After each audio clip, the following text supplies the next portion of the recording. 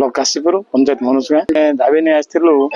କାଶୀପୁର ଅଞ୍ଚଳରେ ଯୋଉ ଖଣି ଖାନଦାନ ହଉଛି ତାର ବର୍ତ୍ତମାନ ଯୋଉ ପ୍ରକାର ବିଶୃଙ୍ଖଳା ଚାଲିଛି ବିଭିନ୍ନ ସମୟରେ ବିଭିନ୍ନ ପ୍ରକାର, ତେଣୁକରି ଆମେ ଆମର ଦାବି ଥିଲା ଆଜି କଲେକ୍ଟରଙ୍କୁ ଜିଲ୍ଲା ପ୍ରଶାସନ ଏବଂ ସେ ଅଞ୍ଚଳର ବାସିନ୍ଦାଙ୍କର ବାପସ ବୁଝାମଣା ହଉ ଏବଂ ଲୋକଙ୍କର ଯୋଉଟା ସୁବିଧା ସେଟା କରାଯାଉ, ସମାଧାନ କରନ୍ତୁ ଏବଂ ଅଞ୍ଚଳର ସମସ୍ୟା ଜିଲ୍ଲାପାଳ ଇଏ କରନ୍ତୁ। ବାହାର ଲୋକ ଯୋଉ ଆସିକିରି ଏଠି ଯୋଉ ବିଶୃଙ୍ଖଳା କରୁଛନ୍ତି ତାକୁ ବନ୍ଦ କରାଯାଉ। କିନ୍ତୁ ଯୁବ କଂଗ୍ରେସର ଗୋଟେ ପାର୍ଟ, ଯୁବ କଂଗ୍ରେସ ବାହାରେ ନୁହଁ, କଂଗ୍ରେସ ଭିତରେ ସେମାନେ କୋଉ ଉଦ୍ଦେଶ୍ୟ ନେଇକି କରୁଛନ୍ତି। ଜିଲ୍ଲା କଂଗ୍ରେସ କମିଟି ଏଠି ଆମର ରାୟଗଡ଼ା ଜିଲ୍ଲାରେ ତିନିଟା MLA ଜିତିଛୁ, MP ଜିତିଛନ୍ତି। ଏଠି କଂଗ୍ରେସର ମାନେ ନିର୍ବାଚିତ ପ୍ରତିନିଧି ଅଛନ୍ତି ଆଉ ଏ ଅଞ୍ଚଳର କଂଗ୍ରେସକୁ ଭୋଟ ଦେଇଛନ୍ତି।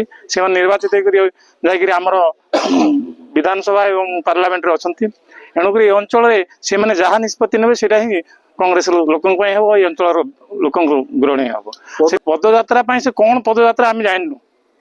ଯୁବ କଂଗ୍ରେସ ଖାଲି ଗୋଟେ ନାଁରେ ଡାକରା ଦଉଛନ୍ତି, ଯୁବ କଂଗ୍ରେସରେ ଅଛନ୍ତି ନା ଆଉ କିଏ କରୁଛି ସେଟା ଏପର୍ଯ୍ୟନ୍ତ ଜଣା ପଡୁନାହିଁ। ଯେହେତୁ କଂଗ୍ରେସ ଏପର୍ଯ୍ୟନ୍ତ କିଛି ତାର ଖୁଲାସା କରିନାହିଁ।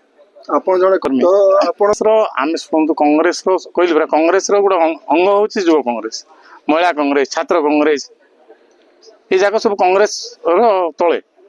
ଆଉ କଂଗ୍ରେସରେ ଯୋଉମାନେ ବୟସ ହେଇଗଲେ ସେମାନେ କଂଗ୍ରେସ ଅଛନ୍ତି, ଯୋଉମାନଙ୍କ 35ରୁ ତଳକୁ ହେଲେ ସେମାନେ ଯୁବ କଂଗ୍ରେସ ଅଛନ୍ତି। ଏଣୁକରି କଂଗ୍ରେସର ନିଷ୍ପତ୍ତି ହିଁ ନିଷ୍ପତ୍ତି। ଏଣୁକରି ଆମର MLA MP ଏପର୍ଯ୍ୟନ୍ତ ଆମକୁ କିଛି କହିନାହାନ୍ତି, ଏଣୁକରି ଆମେ ଦୂରେଇ ଅଛୁ। କାଶୀପୁର ଏକ ସଭାପତି, କଂଗ୍ରେସ ଦଳର ମୁଁ ପୂର୍ବତନ ସଭାପତି। ଜିଲ୍ଲାପାଳକୁ ଆମେ କାଶୀପୁର ବାସୀ ଏ ଏରିଆରେ ତିଜମାଳିକୁ ଧରି ଅନେକ ଲୋକ ଅନେକ ଫାର୍ସ କରି ବିଭ୍ରାଟ ସୃଷ୍ଟି କରି ଅଶାନ୍ତି କରିଦେଉଛନ୍ତି। ତାର ଶାନ୍ତି ଫେରି ଆଣିବା ପାଇଁ ଆମେ ଜିଲ୍ଲାପାଳକୁ କହିଲୁ, ଜିଲ୍ଲାପାଳ ପ୍ରଶାସନ ଯାଇ ଲୋକ ସହିତ ମିଶି ତାର ସମାଧାନ ବାଟ କରନ୍ତୁ। ବାହାର ଲୋକରୁ ରାଲି କରିବେ, ବାହାର ଲୋକ ଏମାନେ ଯେଉଁ ହଟଟା କରି ସବୁବେଳେ ଅଶାନ୍ତି ସୃଷ୍ଟି କରୁଛନ୍ତି ତାକୁ ବନ୍ଦ କରିବା ପାଇଁ ଦାବିପତ୍ର ଦେଲୁ। ଯୋଉ ଶୁଣିବେ, ଆମେ ତ ଲୋକାଲ ଲୋକ ଦାବି କାହିଁକି ଶୁଣିବେ ନାହିଁ। ପ୍ରେସ ମିଟ୍ ଦେଲେ ତାଙ୍କ କଟକ ତାଙ୍କର ସିଆଡ଼େ ଫ୍ୟାକ୍ଟ୍ରି ଅଛି, ସିଆଡ଼େ କରନ୍ତୁ। କାଶୀପୁରରେ କରାଇବାକୁ ଆମେ ଦେବୁ ନାହିଁ। କାଶୀପୁରରେ ହେଲେ ଅଶାନ୍ତି ହେଇଯିବ। ରାୟଗଡ଼ାରୁ ତାଙ୍କ ଗେଟ୍ରେ ଯାଇକି ତାଙ୍କୁ ପଥର ମାରିବ। ଦରକାର ନାହିଁ। ଆମର MLA ଅଛନ୍ତି, ଆମର 6ଟା MP ଅଛନ୍ତି, ଅନେକ ଦଳ ଅଛନ୍ତି। କଟକ ବାଟେ ଯାଇକରି ତାଙ୍କର ଅର୍ଗାନାଇଜ କରନ୍ତୁ। ଆମେ ବି କଂଗ୍ରେସ ଲୋକ, ମୁଁ 40 ବର୍ଷ ହେଲା କଂଗ୍ରେସର ମୁଁ ଗୁଡ଼ାଇ ପଦପଦବୀରେ ଥିଲି। ଯୁବ କଂଗ୍ରେସ ନାହିଁ, କୋଉ କଂଗ୍ରେସ ନାହିଁ, ତାଙ୍କ ବାଟେ ଗୋଟେ ୱାର୍ଡ ମେମ୍ବର ନାହିଁ, ଗୋଟେ ସରପଞ୍ଚ ନାହିଁ। ତାଙ୍କେ କିଛି ଭୁଲ ବାଟରେ ସେ ଯାଉଛନ୍ତି, ଠିକ ବାଟରେ ଯାଆନ୍ତୁ।